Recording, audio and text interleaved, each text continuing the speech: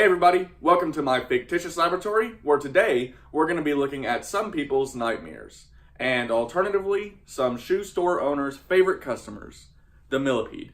So let's get started. Centipedes have one pair of legs per body segment, and millipedes, like this one, have two pairs of legs per body segment instead.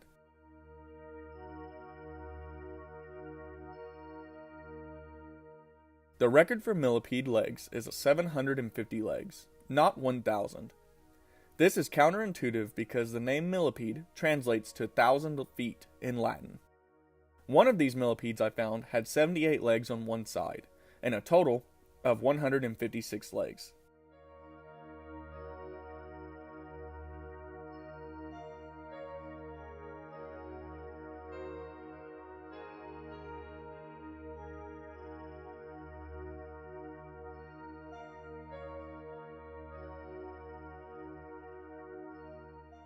You can see here the way a millipede moves. It is similar to the ciliary action found in our stomachs, where the tiny legs move in a wave-like formation to propel them forward.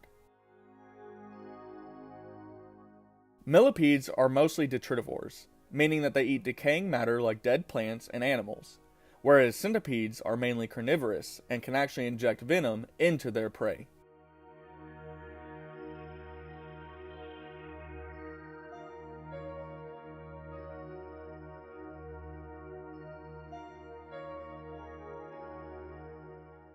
A baby millipede is born with only a few pairs of feet, and grow more pairs as they get older.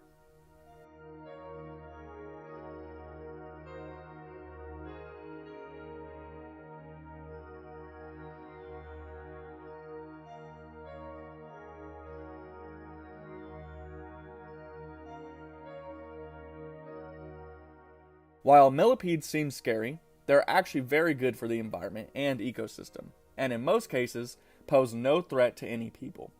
So remember this next time you find a millipede and think about squashing it. Just move it outside where it wanted to be in the first place.